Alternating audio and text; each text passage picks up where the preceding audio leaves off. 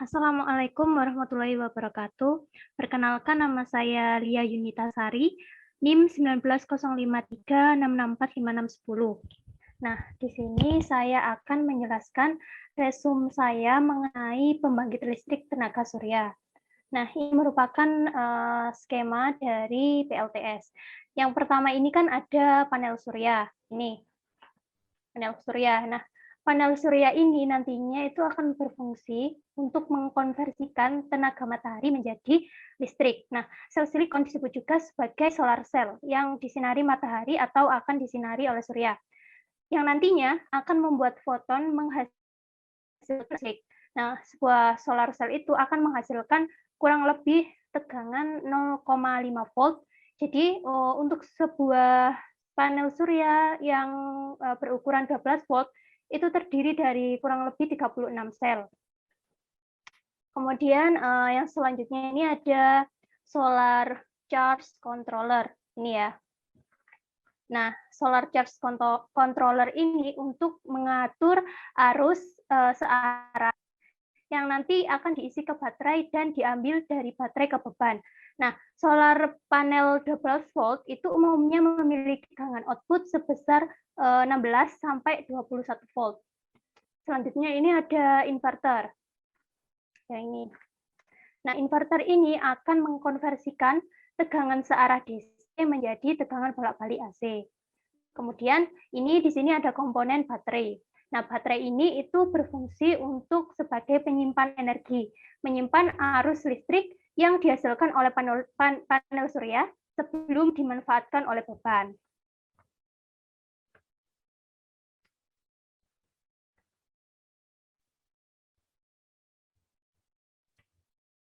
Nah, selanjutnya ini ada konversi energi dari PLTS.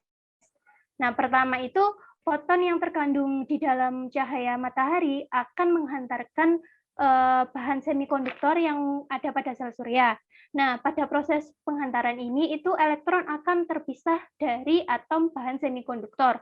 Nah, elektron yang terpisah ini akan bergerak dengan bebas sehingga itu bisa diarahkan nantinya. Nah, elektron ini akan bermuatan positif.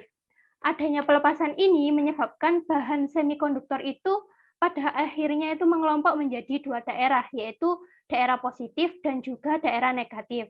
Nah, kedua daerah yang dibentuk melalui pemisah elektron ini nantinya akan berlawanan arah yang mengakibatkan munculnya arus listrik.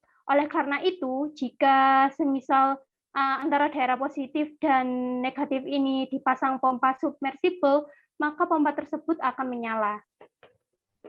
Baik, yang selanjutnya ini adalah ada kurva. Nah, kurva yang pertama ini itu adalah kurva arus tegangan pada berbagai kondisi intensitas radiasi matahari. Nah, ketika modul fotovoltaik mendapatkan cahaya matahari, tegangan dapat diukur pada kutub positif dan juga kutub negatif. Nah, kondisi pengukuran tersebut disebut dengan open circuit voltage atau disingkat dengan VOC.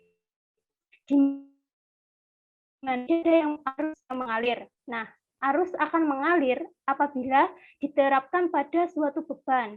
Arus tertinggi yang dapat dihasilkan oleh satu modul fotovoltaik disebut dengan short circuit current atau ISC.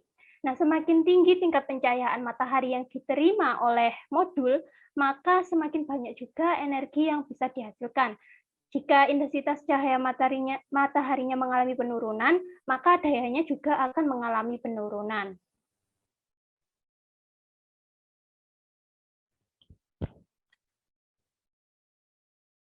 Nah, selanjutnya ini ada kurva karakteristik arus dan tegangan pada berbagai kondisi temperatur.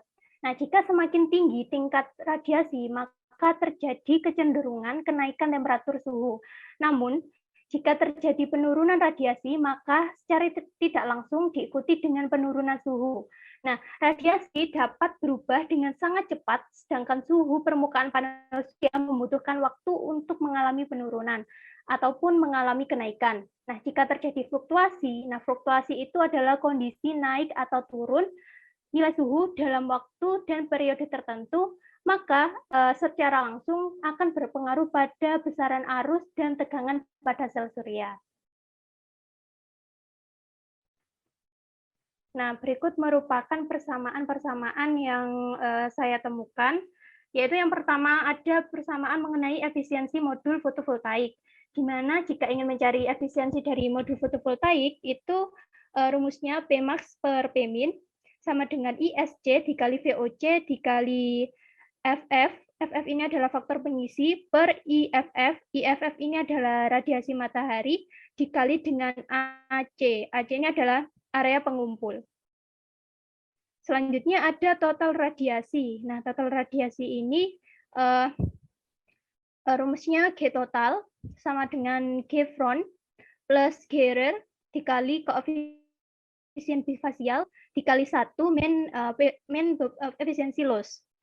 G rear ini bisa dicari dengan G diffuse per G reflected plus G beam, di mana G total ini adalah total radiasi seperti yang sudah saya jelaskan sebelumnya. G front merupakan iradiasi pada sisi depan, G rear merupakan iradiasi pada sisi belakang, G diffuse merupakan iradiasi akibat penghamburan, G reflected merupakan iradiasi akibat pemantulan, G beam iradiasi langsung, B rear energi dari sisi belakang, dan B front merupakan energi dari sisi depan. Selanjutnya ini ada persamaan karakteristik untuk sel PV yang ideal diberikan pada persamaan berikut, yaitu di mana I sama dengan IL min IO dikali E pangkat QV per KT dikurang 1, di mana IL ini merupakan komponen arus sel karena radiasi foton, sedangkan Q ini nilainya 1,6 dikali 10 pangkat min 19. Sedangkan untuk K-nya ini nilainya 1,38 dikali 10 pangkat min 23, dan T ini merupakan suhu mutlaknya. Nah, persamaan yang terakhir ini adalah untuk mencari suhu sel. Nah, suhu sel ini dapat dicari dengan menggunakan rumus TC sama dengan TA. TA itu adalah suhu lingkungan, ditambah NOCT. NOCT ini adalah suhu sel operasi normal, dikurang 20, dikali dengan G per 0,8. Mungkin dari sini ada yang ingin ditanyakan dari teman-teman, atau ingin ada yang didiskusikan?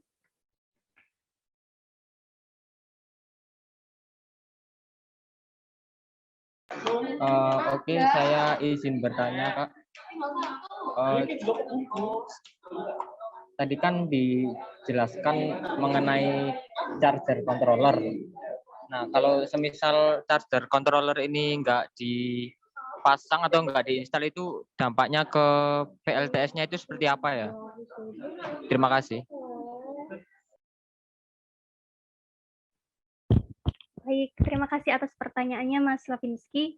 Jadi gunanya solar charge controller ini itu sebenarnya untuk melindungi baterai agar baterainya ini tidak gampang rusak dan tidak bisa bertahan lama. Jadi solar charge controller ini itu akan melindungi baterai sehingga baterai itu tidak akan cepat rusak oleh akibat dari overcharging dan kestabilan tegangan. Seperti itu, Mas. Apakah bisa dipahami? Berarti charger controller ini buat memutus arus kalau misal baterainya udah penuh gitu ya?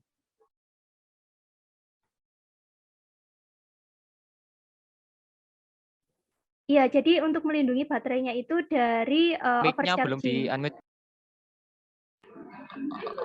Oh ya, oke, terima kasih. Ya, sama-sama. Mungkin dari Mbak Safira ingin bertanya. Baik, saya ingin bertanya mengenai inverter ya. Kan inverter ini sebagai konversi tegangan DC ke AC. Nah, yang saya ingin tanyakan, untuk melakukan konversi ini dapat dilakukan pada tegangan berapa ya? Terima kasih. Baik, Mbak Safira, pertanyaannya bagus. Untuk mengkonversi sistem tegangan DC ke sistem tegangan AC itu dapat dilakukan pada tegangan 6 volt DC, 12 volt DC, 24 volt DC, atau 48 volt DC ke 110 volt AC, 120 volt AC, 220 volt AC, 230 volt AC, atau 240 volt AC dengan frekuensi supply sebesar 50 Hz atau 60 Hz. Gimana Mbak Safira? Apakah bisa dipahami? Bisa. Saya ingin bertanya lagi, boleh? Boleh, boleh. Jadi ini kan mengenai PLTS ya. Yang ingin saya tanyakan itu teknologi apa saja yang diterapkan pada PLTS? Apakah ada teknologi-teknologinya gitu? Terima kasih ya. Baik, oke. Sebenarnya di PLTS itu ada beberapa teknologi. Yang saya ketahui itu ada 3, Mbak. Jadi yang pertama itu ada modul fotovoltaik. Nah, modul fotovoltaik ini itu merupakan teknologi untuk mengkonversi energi surya menjadi energi listrik dari radiasi suryanya. Nah, sedangkan yang teknologi kedua itu adalah teknologi energi surya termal atau disebut solar thermal energy atau disingkat STE.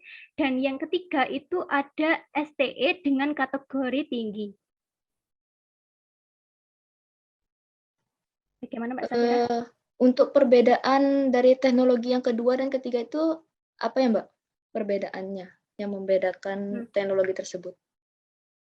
Iya, jadi untuk yang teknologi kedua itu kan teknologi energi surya termal. Nah, teknologi ini itu memanfaatkan panas dari energi surya untuk keperluan pemanasan. Nah, proses pengumpulannya itu dapat melalui panel termal, baik itu yang berbentuk datar, piringan, ataupun berbentuk tabung. Nah, sedangkan yang ketiga, yang STE dengan kategori tinggi, itu membutuhkan konsentrator. Nah, konsentrator itu apa sih? Konsentrator itu biasanya juga disebut sebagai kolektor energi atau solar kolektor. Nah, sinar matahari nantinya melalui panel surya yang terdiri dari sekumpulan cermin dan lensa untuk memusatkan energi panas dari cahaya matahari.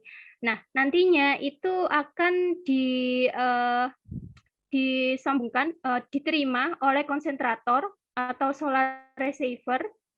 Nah, konsentrator ini nantinya itu akan berfungsi mengubah radiasi matahari yang telah dikumpul tadi menjadi panas. Nah, panas tersebut bisa digunakan untuk memanaskan air atau minyak menggunakan sistem konversi energi sehingga menghasilkan uap. Nah, nantinya itu bisa dibuat untuk menggerakkan turbin atau generator.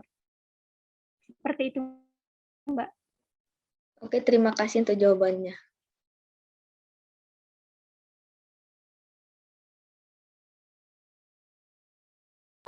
Saya izin bertanya lagi dong, Kak. Ya, Mas, silahkan. Kalau misal nih, saya kan ada proyek nih membangun desa. Nah, di desa itu ada 60 rumah yang harus dialiri sama arus listrik. Nah, saya pengennya itu dari 60 rumah itu keseluruhan dialiri listrik dari PLTS dengan daya yang tersambung itu sekitar 450 volt ampere. Nah, untuk kapasitas yang diperlukan dari PLTS tersebut berapa kW ya? Terima kasih. Baik, tadi pertanyaannya berapa KW ya buat PLTS kapasitas yang diperlukan untuk membangun desa yang rumahnya 60 dengan kapasitas daya masing-masing rumah 450 VA. Benar? Apa benar begitu, Mas?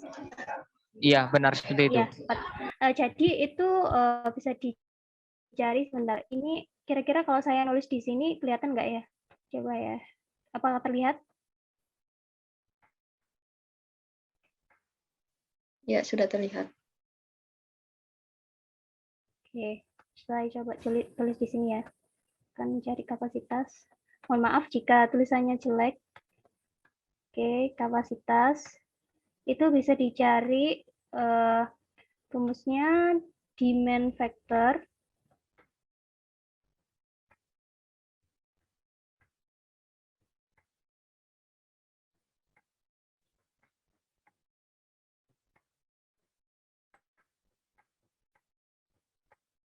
dikali dengan load-nya. Oke, anggap saja tadi demand faktornya itu 0,33 ya Mas ya. Saya misalkan. Oke. Dikali dengan banyaknya rumah, tadi kalau nggak salah 60 rumah, dikali dengan dayanya. Masing-masing rumah adalah 450. Oke, ini tinggal dikalikan saja. Bentar.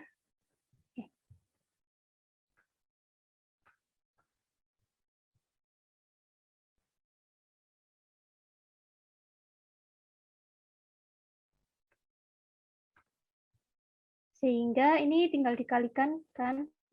Ini hasilnya 8.000. Sebentar ini.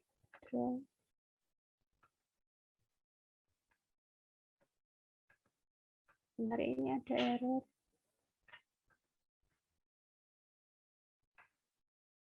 Hasilnya 8.910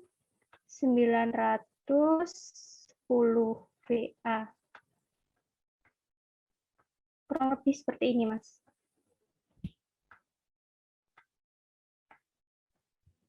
Apakah bisa dipahami, Mas?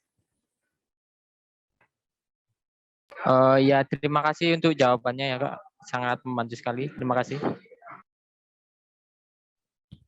Baik, mungkin dari ada pertanyaan lagi mungkin dari Mbak Safira atau Mas Lavinsky, mungkin ada yang ditanyakan. Jika ada yang kurang jelas dari diskusi kita ini. Kalau dari saya sudah cukup, Mbak. Kalau dari saya mungkin juga cukup sekian saja karena sudah sangat jelas pemaparan materinya. Baik, saya mengucapkan terima kasih karena sudah tidak ada pertanyaan lagi. Jadi saya akhiri penjelasan resume saya mengenai pembangkit listrik tenaga surya. Mohon maaf jika ada kesalahan kata dari saya. Saya ucapkan terima kasih lagi buat Mbak Safira dan Mas Lavinsky yang sudah bersedia untuk berdiskusi dengan saya. Saya mengucapkan Assalamualaikum warahmatullahi wabarakatuh. Waalaikumsalam warahmatullahi wabarakatuh.